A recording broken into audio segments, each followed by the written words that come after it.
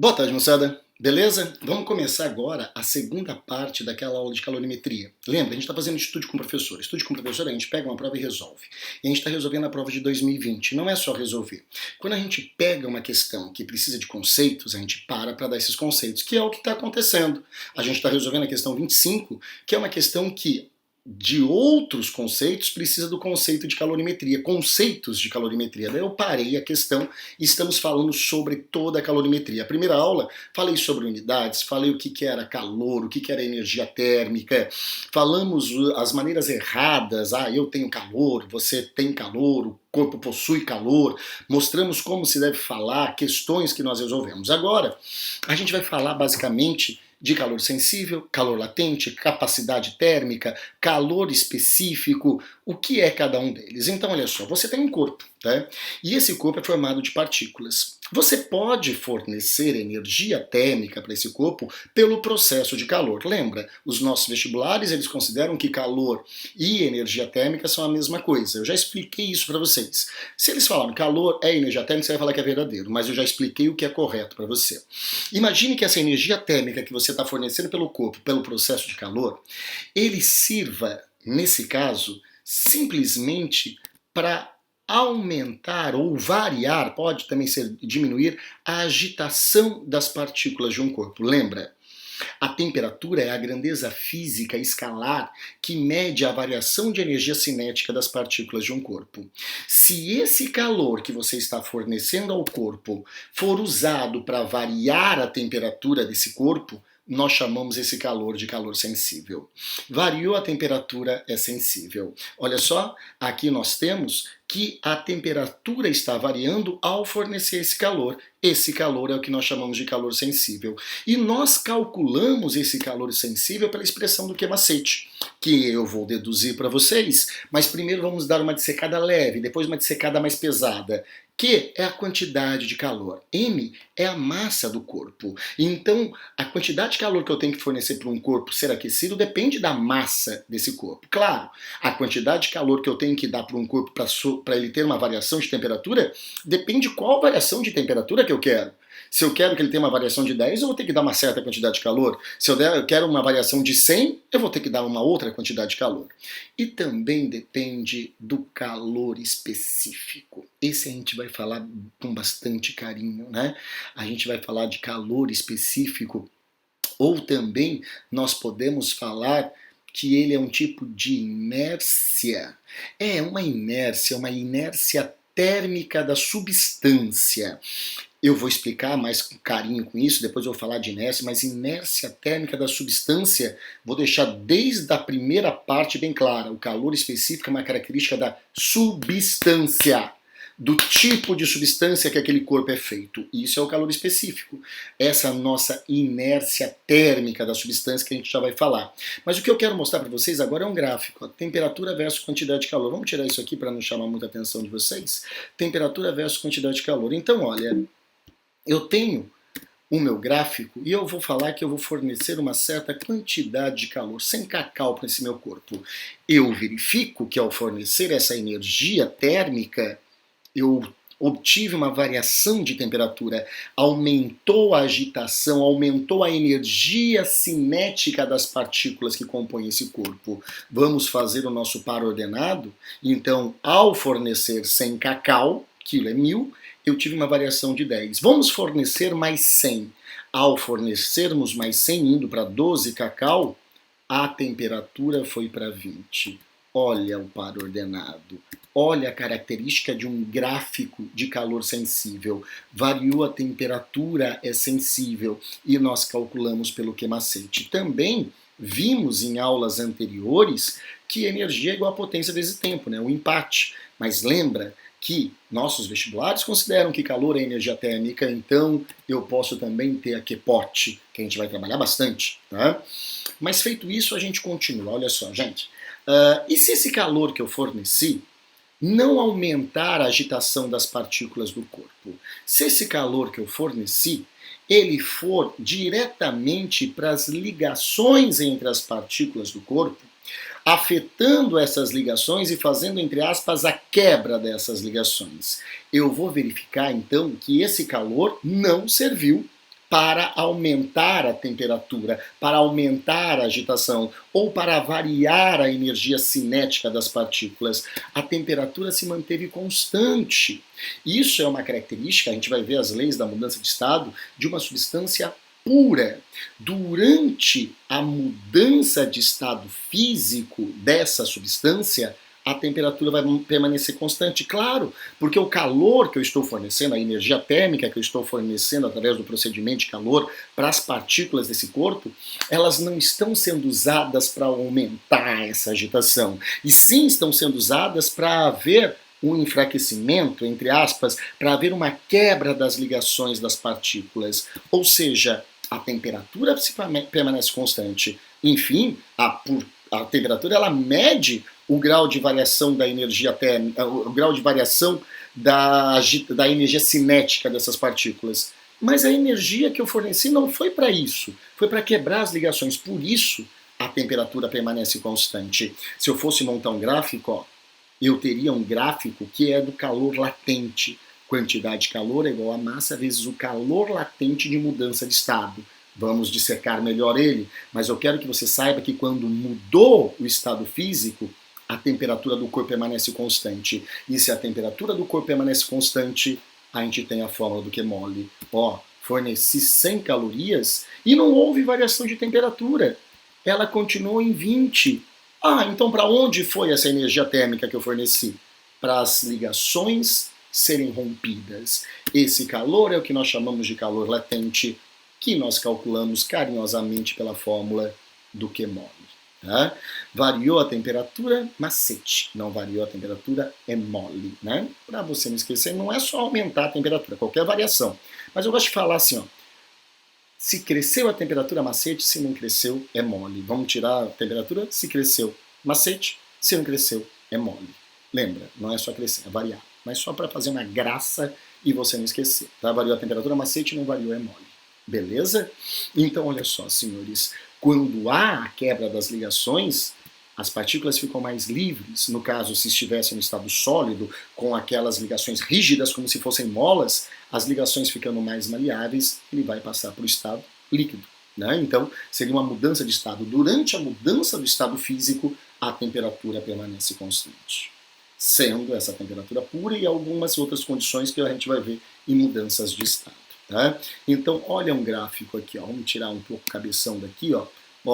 Variou a temperatura? Variou. Poxa, se variou a temperatura, macete, calor sensível. Não variou? Porra, não variou. Calor latente, mole. Variou, macete. Não variou, mole. Variou, macete. Não variou, mole. Uma brincadeirinha, entre cada 2 macetes, um é mole. Uma estatística triste. Tá? Então tá, esse gráfico a gente vai construir todo ele mais para frente. Vamos continuar? Tá? Vamos continuar no nosso estudo.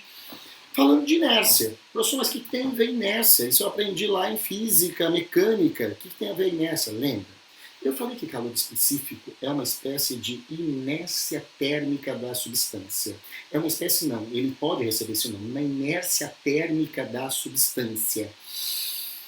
Vamos entender, vamos lembrar o que é inércia. A inércia é a tendência do corpo em permanecer com o seu vetor velocidade constante, em permanecer no seu estado de movimento ou no seu estado de repouso. Então, se a tendência do corpo é continuar em movimento retilíneo uniforme, ela vai estar em movimento retilíneo uniforme. Se a tendência dela ficar parada, ela vai continuar parada, salvo se eu aplicar uma força sobre ela, tendo que a força resultante é diferente de zero, tirando ele do seu estado de inércia. Vamos exemplificar? Olha só, não, vamos voltar, ó. A tendência das folhas é ficarem em repouso.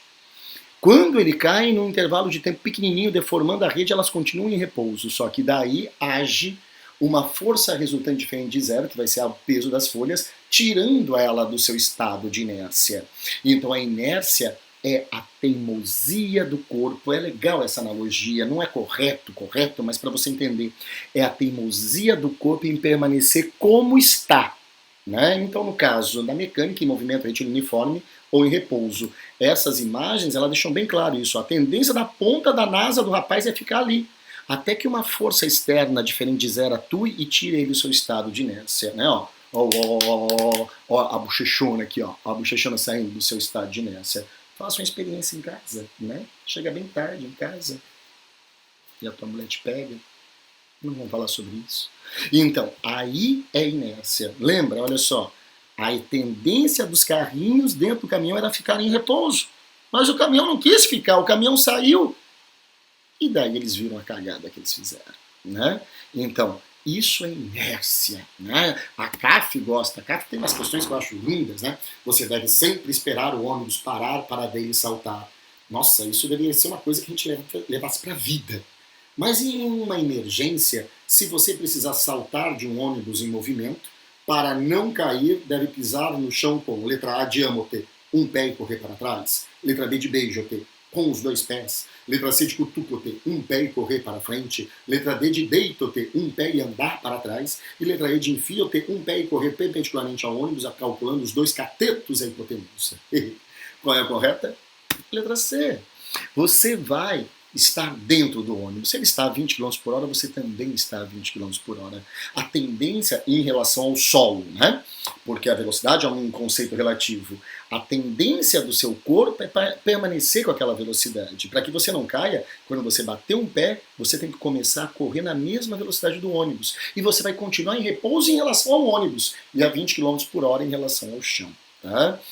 Precisava saber física para acertar isso, gente? Não!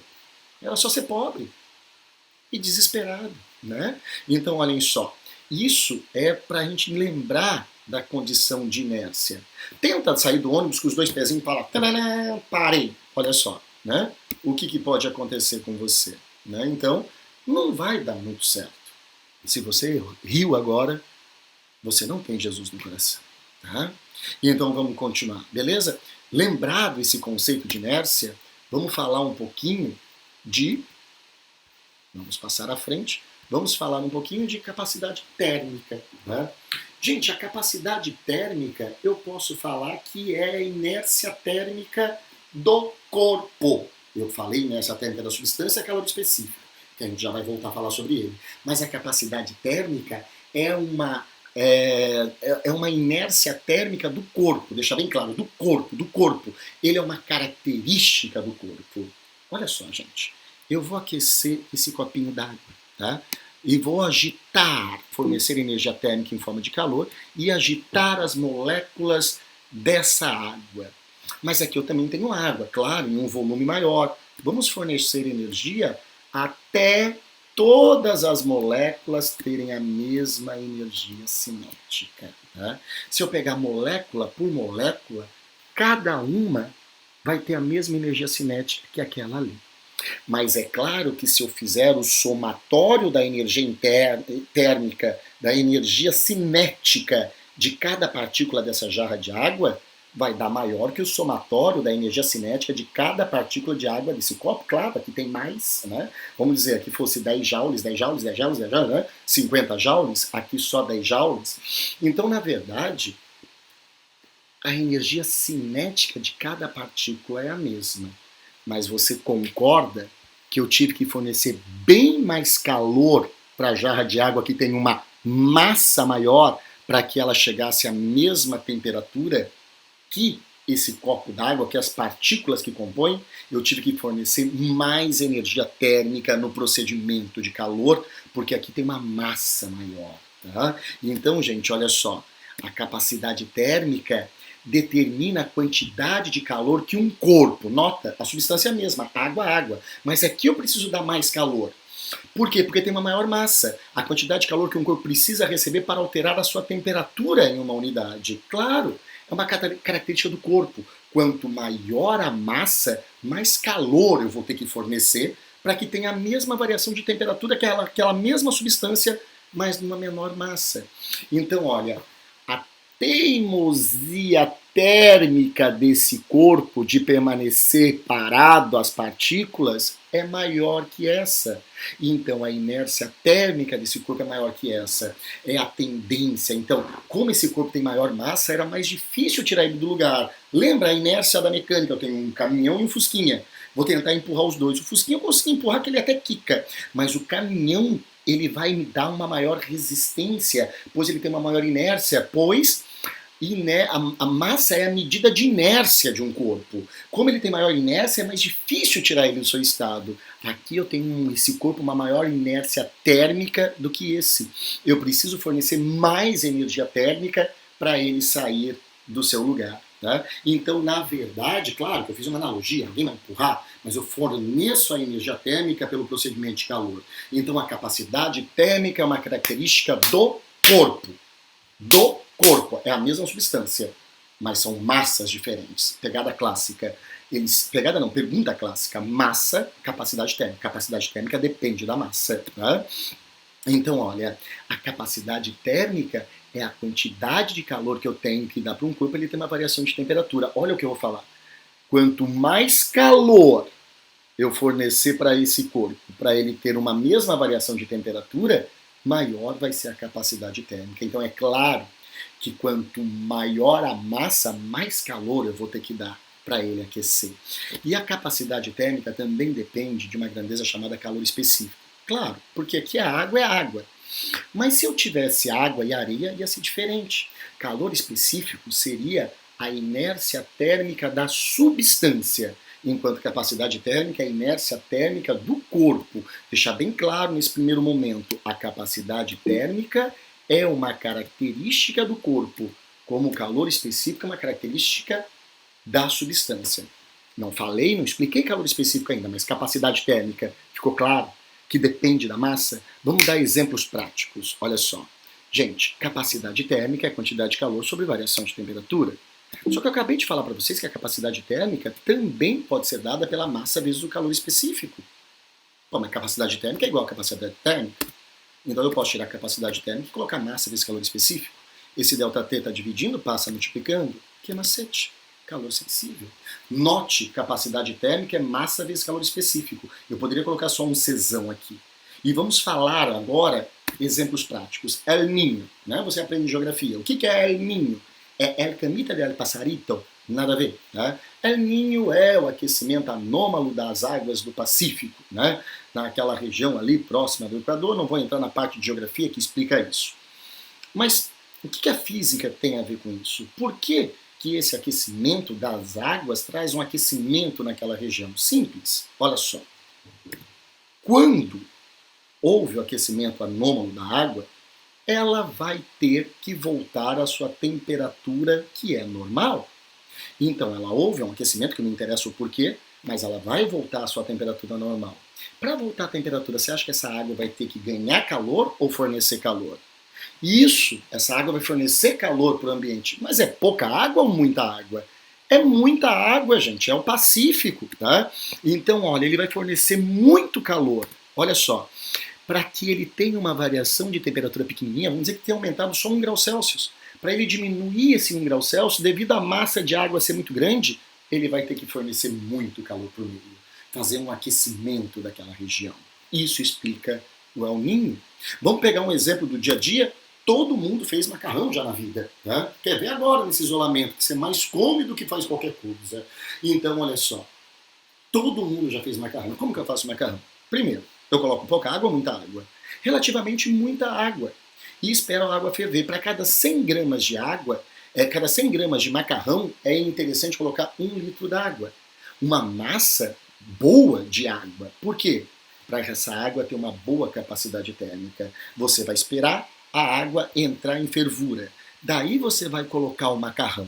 Para essa água fornecer calor. Tá? Mas você vai colocar uma massa grande de água. Por quê? Porque quando você colocar o macarrão não vai estar pronto instantaneamente. Ele vai demorar, até miojo, vai demorar um tempinho para ficar molinho, para ficar no ponto que você gosta. Então, depois que você coloca o macarrão, a água tem que dar calor, mas ela tem que continuar uma temperatura legal para continuar dando calor. Não ia ser legal que ela baixasse totalmente a temperatura, parando de fornecer todo aquele calor. Então o que eu faço? Eu coloco bastante água, porque eu sei que a água vai conseguir ter uma variação de temperatura baixinha, fornecendo bastante calor. A água vai fornecer bastante calor e essa água vai ter uma variação de temperatura pequena. Tá? Então, com isso, a gente consegue entender a questão que caiu na federal. Olha só. Recomendam-se alguns livros de culinária que, ao se cozinhar macarrão, deve-se fazê-lo com bastante água, não menos que 1 litro de água para cada 100 gramas, e somente pôr o macarrão na água quando esta estiver fervendo, borbulhas, para que cozinhe rapidamente e fique firme. Assim, de acordo com as receitas, para 500 gramas de macarrão, são necessários pelo menos 5 litros de água. Vamos ver o que ele pergunta, vamos ver o que ele diz, vamos ver o que ele indaga. O macarrão cozinha tão rapidamente em 1 litro como em 5 litros de água, pois a temperatura máxima de cozimento será de 100 graus Celsius em uma panela destampada em Florianópolis. O que tu achas? Óbvio que é falso. 5 litros de água vai conseguir fornecer uma quantidade de calor bem maior que 1 litro de água vai conseguir. A massa diz tudo. A massa vai explicar isso, porque a capacidade térmica depende da massa. Quanto maior a massa, maior a quantidade de calor que essa água consegue fornecer, e ela vai ter uma variação de temperatura pequenininha. 02. A capacidade térmica do macarrão varia com a quantidade de água usada no cozimento. Velho, a capacidade térmica do macarrão depende do macarrão. A capacidade térmica da água depende da água. Eu não posso falar que a capacidade térmica do macarrão varia com a quantidade de água usada no cozimento. Não. A capacidade térmica do macarrão depende da massa do macarrão. A capacidade térmica da água que depende da massa da água. É cacaca? É falso? Né? Tem nada a ver uma coisa com a outra.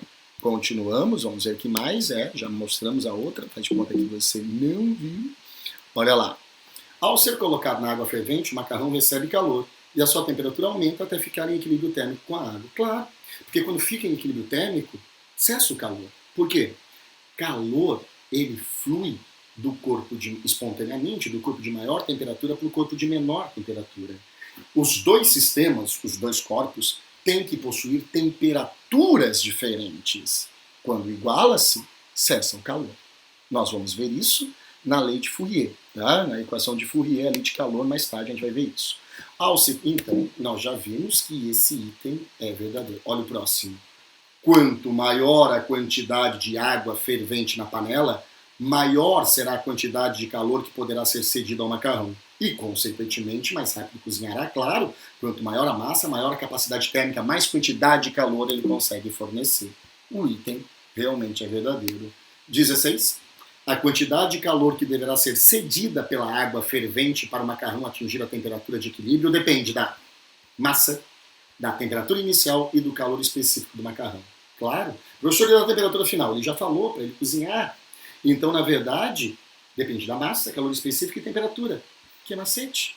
A quantidade de calor que deverá ser cedida depende de tudo isso. É o que macete? É verdadeiro item.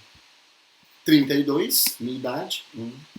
Para o cozimento do macarrão, o que importa é a temperatura e não a massa da água, pois a capacidade térmica da água não depende da massa. Eu quase fiquei branco aqui falando que a capacidade térmica depende da massa, pelo amor de Deus.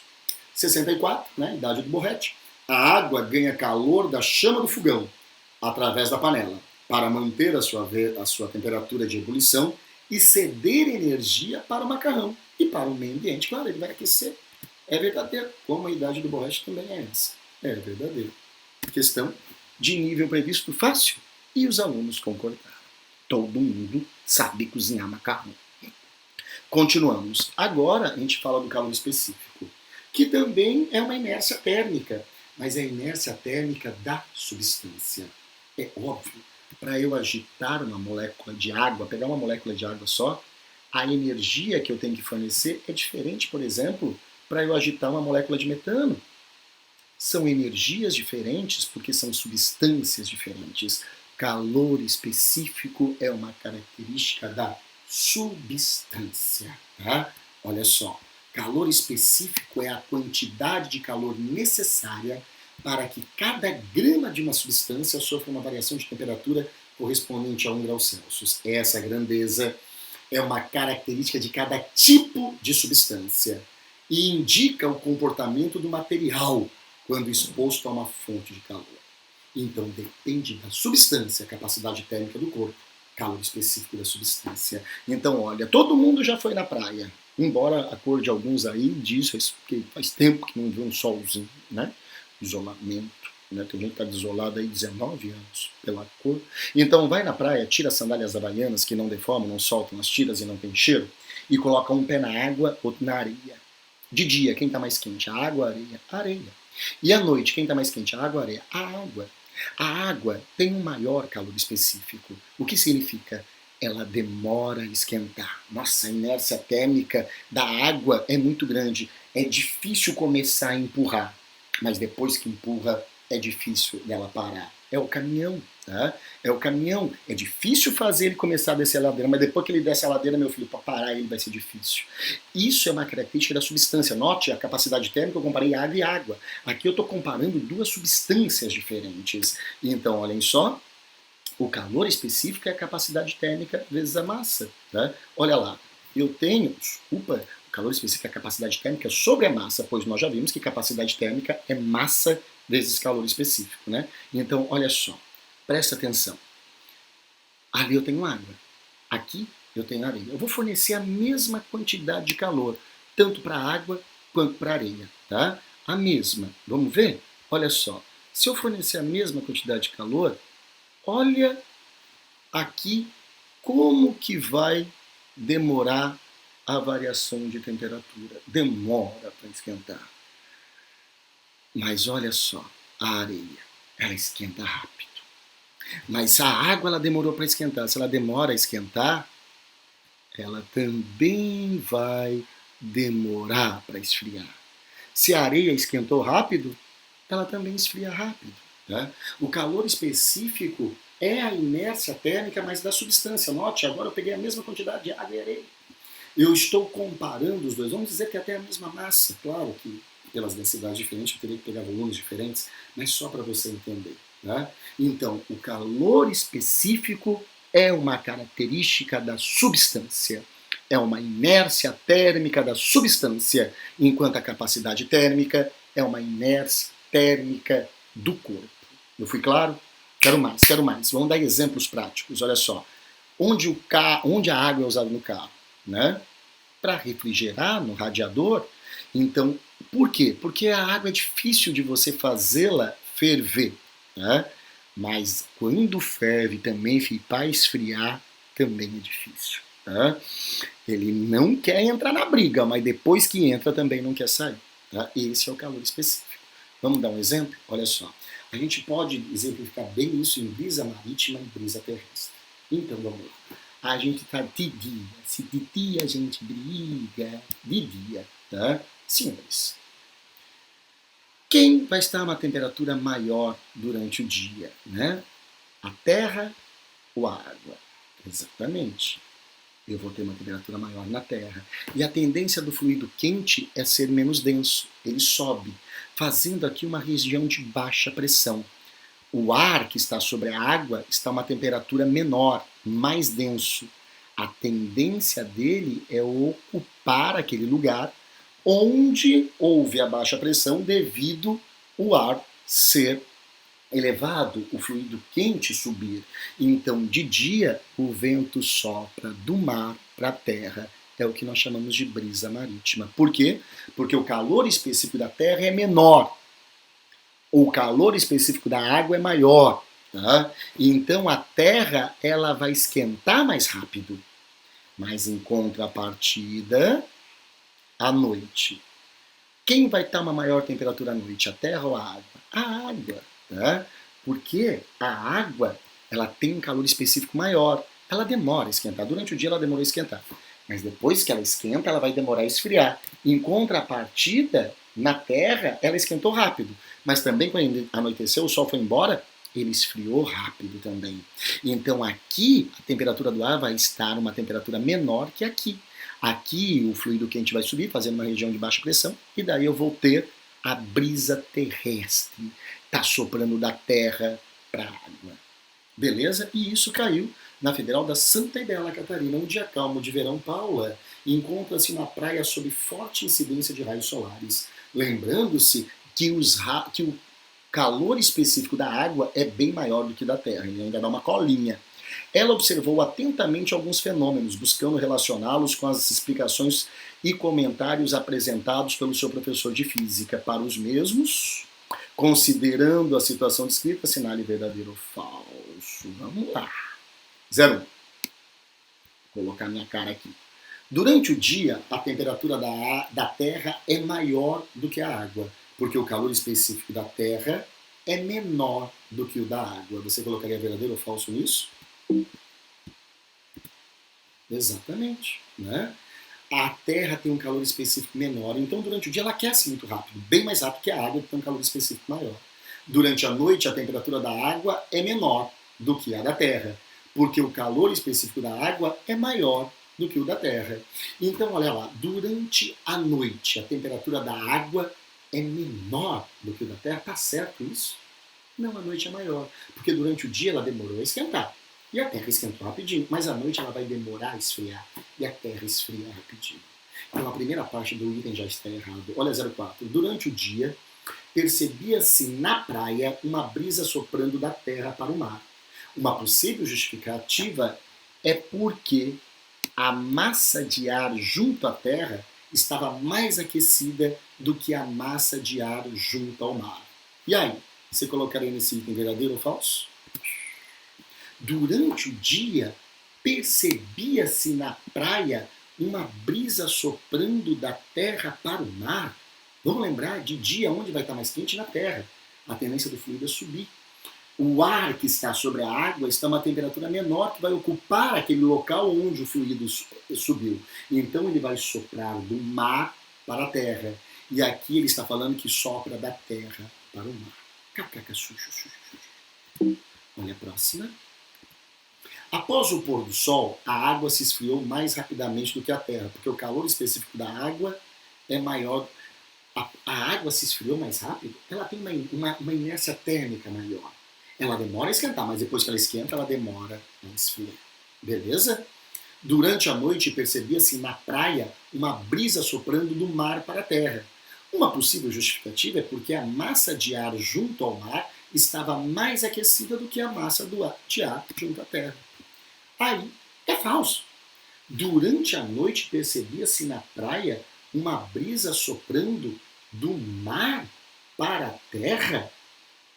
Ele terminou legal, mas o início está muito ruim. Durante a noite quem está mais quente? O ar sobre a terra ou o ar sobre a água? O ar sobre a água. Daí ele vai subir. O ar sobre a terra, à noite está uma temperatura menor, vai ocupar esse lugar. Então não sopra do mar para a terra, e sim da terra para o mar. 32, minha idade. Após o pôr do sol, a terra se resfriou mais rapidamente do que a água do mar, porque o calor específico da água é bem maior do que o da terra. Verdadeiro. Né? Fizemos o 32, somando com o item 64 da idade do Urtigão. Vamos fazer. Foi possível observar que a água e a terra apresentam a mesma temperatura sempre. Para quem não sabe nada, anota isso e esquece, né? Mas é óbvio que é falso. Né? Grau de dificuldade previsto médio, mas os alunos acharam fácil. O número de acerto foi bem grande. Né? Então, essa aula eu quis deixar claro o que é calor específico e capacidade térmica. Na próxima aula, a gente vai fazer mais trabalhos, mas daí a gente vai fazer a matemática da questão. E é amanhã. Foi um grande fenômeno, foi um imenso prazer dar aula para os senhores. Nós nos vemos na próxima aula. Tchau!